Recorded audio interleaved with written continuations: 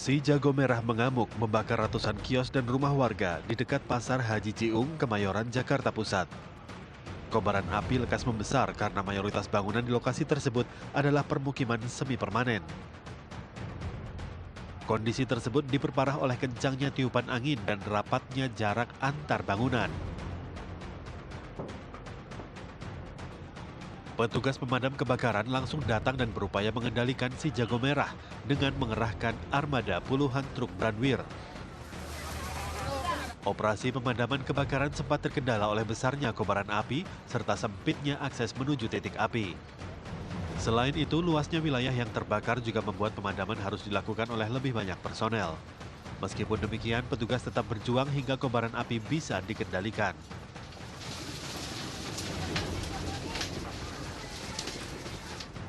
Kebakaran besar membuat warga panik berupaya menyelamatkan diri dan harta benda mereka.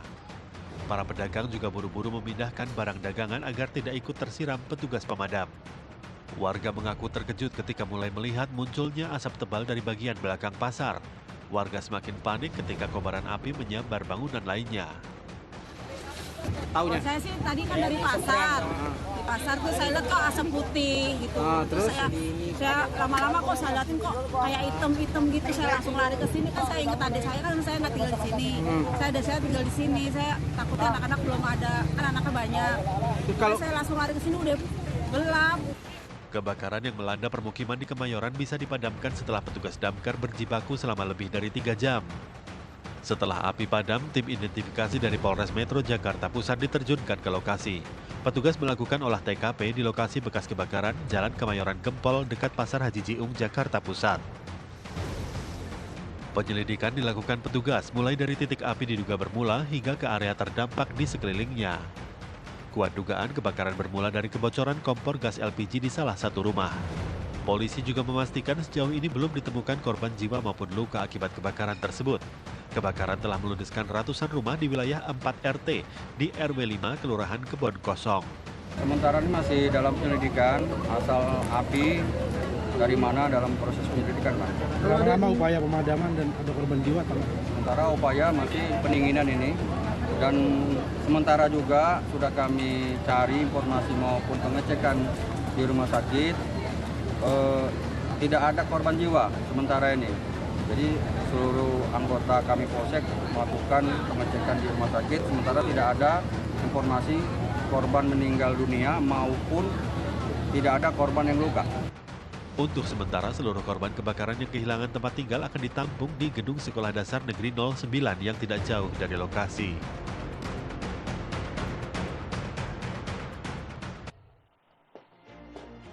Assalamualaikum pemirsa, apa kabar Anda? Semoga sehat selalu ya. Sebelum kita mulai aktivitas hari ini, kita update dulu seputar informasi menarik agar pagi Anda lebih berisi. Bersama saya Doni Permana, inilah Cakrawala selengkapnya.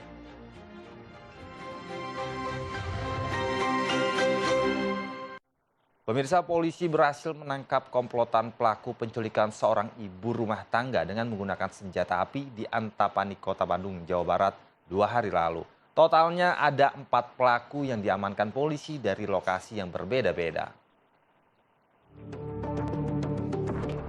4 pelaku penculikan terhadap ibu rumah tangga dengan menggunakan senjata api yang terjadi di halaman rumah korban di Antapani Kidul, Kota Bandung, Jawa Barat pada Minggu kemarin ditangkap oleh Satreskrim Polrestabes Bandung. Kapolrestabes Bandung, Kombes Pol Budi Sartono mengatakan keempat orang pelaku penculikan berhasil diamankan di beberapa lokasi. Dari 4 pelaku, 1 orang pelaku inisial DAS sebagai otak pelaku penculikan yang mengiming-imingi 3 pelaku lainnya imbalan uang untuk tagih hutang kepada korban. Untuk motif penculikan masih didalami penyidik kepolisian. Kasus penculikan korban atas nama S di Antapani tersebut, alhamdulillah untuk seluruh pelaku sudah berhasil kita amankan. Ada 4 pelaku yang kita amankan, yaitu inisial AS, TA, AT, dan DA. Untuk masing-masing dari pelaku tersebut, untuk otak dari pelaku tersebut adalah DA yang mengajak ke 3 orang tersangka lainnya. Untuk Motif masih kita dalami, tetapi hasil pemeriksaan sementara dari perjalanan tadi telah ditangkap. Yang bersangkutan motifnya adalah sakit hati. Untuk sakit hatinya seperti apa, nanti kita akan dalami selesai pemeriksaan di Polrestabes Bandung.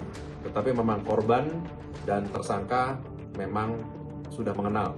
Aduh, gak ada plat nomor. Sebelumnya pada hari Minggu lalu, aksi komplotan pelaku penculikan dengan menodongkan senjata dan menculik seorang wanita parubaya di depan rumahnya di Jalan Sukanagara, Kecamatan Antapani, Kota Bandung, viral di media sosial. Sebuah truk terperosok ke jurang sedalam 30 meter akibat jalan amblas yang terjadi di Cianjur, Jawa Barat. Cuaca buruk dan jalan tanjakan yang licin menjadi penyebab terjadinya kecelakaan tunggal ini.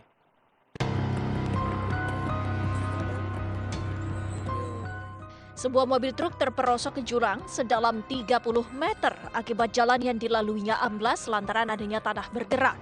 Sopir truk nekat melintasi jalan meskipun ada peringatan kendaraan dilarang melintas. Truk tergelincir di jalan tanjakan yang licin hingga jatuh ke dalam jurang. Korban mengalami luka ringan dan tengah dirawat di rumah sakit terdekat. Sementara evakuasi truk dilakukan dengan menggunakan mobil derek dari Satlantas Polres Cianjur. Sejumlah warga juga tetap nekat melintasi jalan karena tidak ada akses jalan lain menuju Kecamatan Cijati dan Kadu Pandang. Padahal jalan amblas telah semakin melebar mencapai 20 meter. Sementara itu, untuk mobil truk saat ini masih berada di dalam jurang menunggu mobil derek dari Satlantas Polres Cianjur untuk menarik badan truk dari dasar jurang. Jalan tersebut masih digunakan karena hanya ada satu akses jalan penghubung antara Kecamatan Cijati dan Kecamatan Tanggeng. Demi kelancaran perbaikan jalan amblas, jalan akses Kecamatan Tanggeng dan Kecamatan Cijati ditutup untuk sementara waktu. Warga diimbau untuk menghindari jalan tersebut sampai jalan kembali normal. Pemirsa, sakit hati karena dipecat, seorang mantan satpam kantor pajak Kota Bumi Lampung nekat membakar tempatnya pernah bekerja. Dia juga mengangkut uang sekitar setengah miliar rupiah dan 2 unit komputer dari kantor tersebut.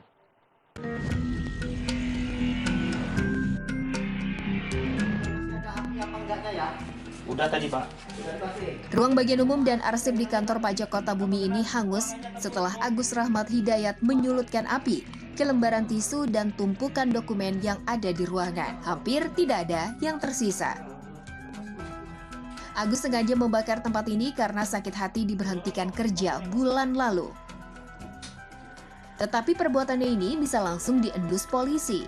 Mereka lalu menangkap Agus di rumahnya di Kelurahan Rejosari, Lampung Utara setelah sempat buron selama 2 hari. Agus yang pernah bekerja di kantor pajak Kota Bumi ini mengaku leluasa melakukan kejahatannya pada Sabtu lalu karena tahu seluk-beluk dan pola pengamanan. Sebuah bangunan sekolah SMPN 1 Talun Kabupaten Cirebon, Jawa Barat ambruk. Kejadian ini melukai 7 orang siswa.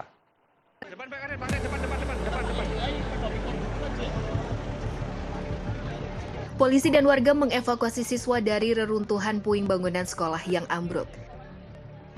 Menurut polisi, 6 siswa yang mengalami luka dan dibawa ke rumah sakit. Bangunan beratap baja ringan mendadak ambruk dan menimpa siswa. Siswa umumnya mengalami luka di bagian kepala dan tubuh yang terjepit reruntuhan. Polisi melakukan penyelidikan untuk mengungkap sebab ambruknya gedung sekolah. Polisi yang mendapati laporan sekolah ambruk bergerak cepat melakukan olah TKP dan melakukan penyelidikan penyebab ambruknya bangunan. Diketahui bangunan 3 lokal ruangan tersebut belum lama dilakukan renovasi pada tahun 2021 dengan pondasi atap menggunakan baja ringan.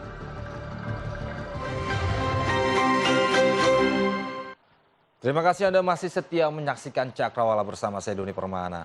Pemirsa, 2 turis asing tewas tertimpa pohon tua yang tumbang di kawasan wisata Monkey Forest, Gianyar, Bali.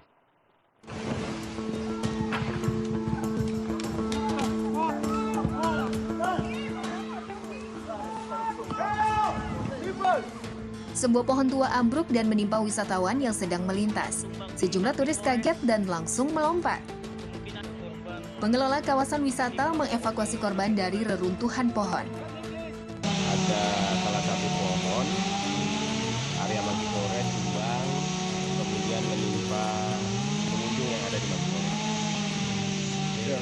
data saat ini 2 orang dalam keadaan meninggal dunia dan 1 lagi dalam kondisi luka-luka. Semua WNA? Betul, 3 korban WNA. Menurut polisi, 2 wanita yang merupakan turis Perancis dan Korea tewas tertimpa pohon. Sementara 1 turis Korea terluka berat. 2 jenazah telah dievakuasi ke rumah sakit. Pemirsa, pergerakan tanah di Pabuaran Kabupaten Sukabumi, Jawa Barat semakin meluas. Sementara itu, fenomena pergerakan tanah juga terjadi di Lebak, Banten yang memicu kerusakan rumah warga.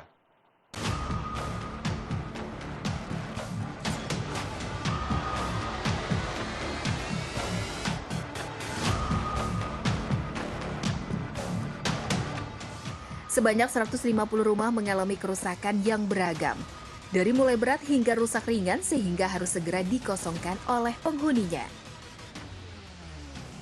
Menurut data pihak desa, sebanyak 831 jiwa mengungsi di 32 titik, serta ada yang mengungsi mandiri ke rumah keluarga.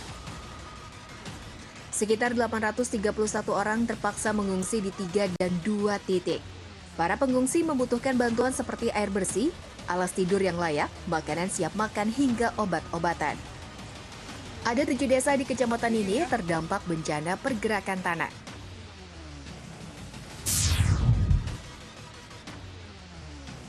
Sementara itu, cuaca ekstrim yang melanda Provinsi Banten juga mengakibatkan pergerakan tanah di beberapa lokasi.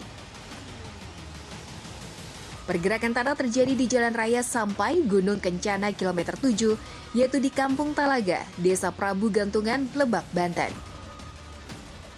Tanah ambles hingga 2 meter dan sepanjang 150 meter.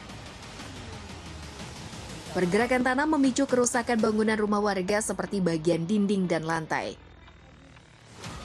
Menurut warga, pergerakan tanah terjadi setelah hujan deras selama beberapa hari.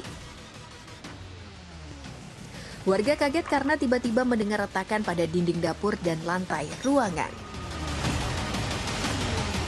Pemirsa, bus Tiara Mas rute Jakarta-Surabaya terguling di Jalan Tol Ngawi, Jawa Timur. Kecelakaan tunggal itu terjadi karena sopir sempat tertidur senyedak atau microslip.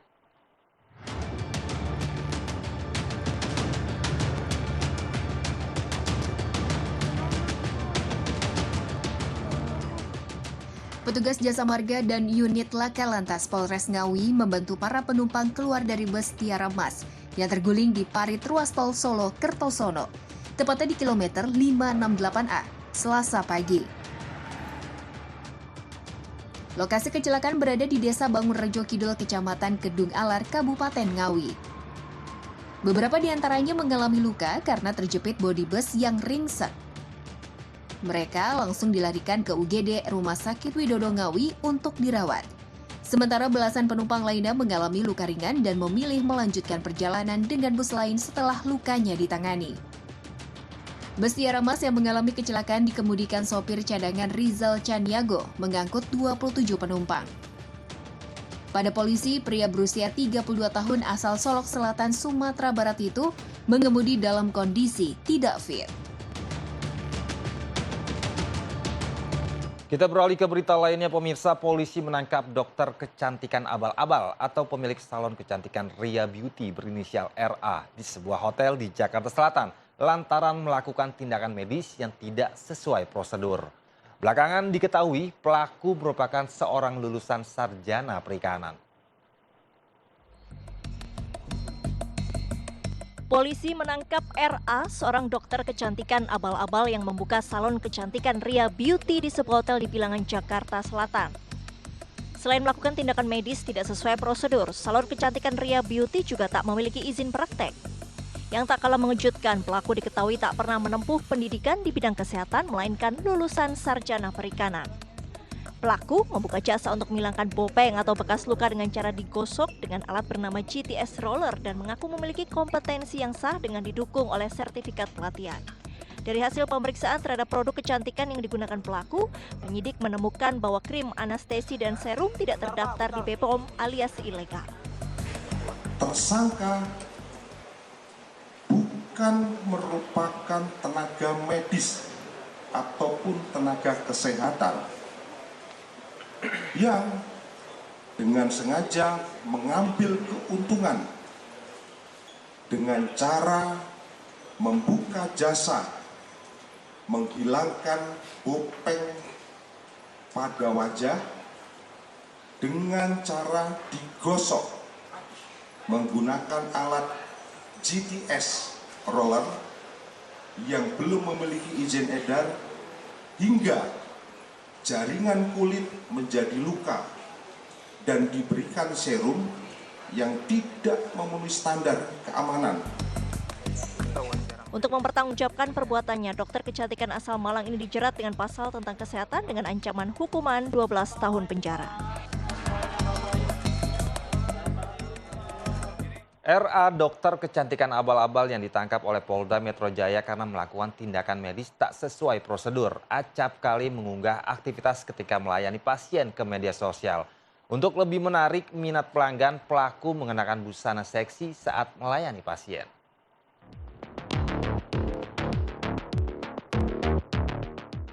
Inilah beberapa video yang diunggah di akun Instagram pribadi milik RA yang memperlihatkan pada saat dirinya menangani beberapa orang pasien. Tak seperti dokter kecantikan pada umumnya, pada saat melakukan treatment, RA tidak mengenakan alat pelindung diri dan justru mengenakan pakaian seksi sembari mengajak para pasiennya bercerita. Video itu pun ramai diperbincangkan di media sosial. Sebuah kamar hotel di kawasan Jakarta Selatan yang dijadikan tempat praktek perawatan kecantikan digerebek petugas beberapa waktu lalu.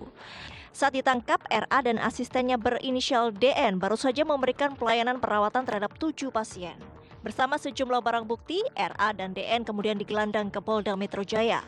Keduanya pun ditetapkan sebagai tersangka lantaran memberikan pelayanan medis yang membahayakan kesehatan. Polisi mengungkap unggahan pelaku di medsos yang berpakaian seksi saat melayani pasien adalah untuk semakin menarik pelanggan. Para pasien yang rela mengeluarkan biaya antara 10 hingga 85 juta tak mengetahui jika pelaku tak memiliki latar belakang tenaga kesehatan atau dokter kecantikan. 5 tahun menjalankan aktivitas ilegal ini, RA bisa meraup keuntungan hingga 200 juta rupiah per harinya. Jumlah korban memang belum ada yang melaporkan secara resmi ya kepada kita. Maksudnya kita membuka peluang untuk mereka melapor kita.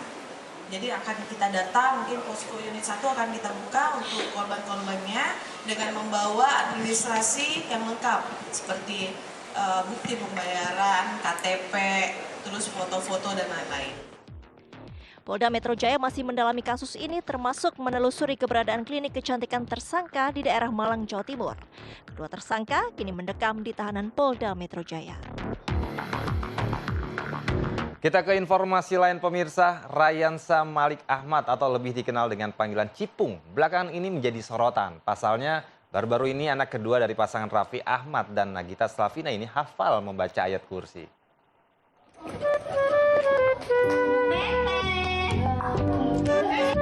Rayansa Malik Ahmad yang merupakan anak kedua Raffi Ahmad dan Nagita Slavina memang dikenal serba bisa.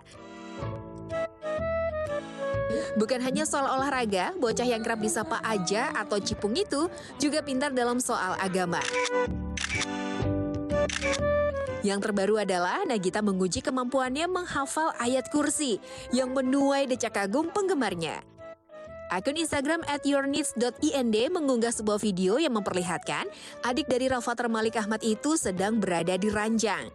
Rayansa terlihat sudah menggunakan baju tidur dan hendak istirahat. Sebelum Rayansa tidur, Nagita mengajaknya untuk membaca ayat kursi bersama. Siapa sangka jika ternyata Rayansa sudah bisa membacanya dengan lancar. Bocah kelahiran Jakarta 26 November 2021 itu dengan santai membaca ayat kursi bersama sang mama. Lata Huzuhu Sinatu wala naum dah Api samawati wa mafi'ar Ma'urarazi yasfau Indahu ila bi'isni Ya'lambun Ma'bayna Aidihim Ma'hafahum Wasi'aku sifu Samawati wa mafi'ar. Masya Allah, tabarakallah. Rayansa paket komplit banget ya, Bun. I love you ya, Cipung. Ya, sementara itu pemirsa, sebuah perkebunan berhasil mengembangkan durian kelas premium di wilayah Tandus di Gunung Kidul, Yogyakarta. Dan berita ini sekaligus menutup perjumpaan kita pagi ini. Saya Doni Permana beserta kru yang bertugas pamit undur diri. Tetap semangat dan wassalamualaikum.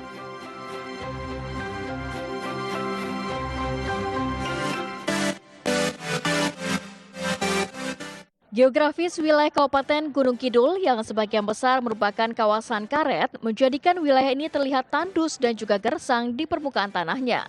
Namun siapa sangka di balik kondisi ini, seorang Jaya Mulia warga Kapanewon, Gedang Sari, Gunung Kidul berhasil mengembangkan perkebunan durian dengan air yang minim.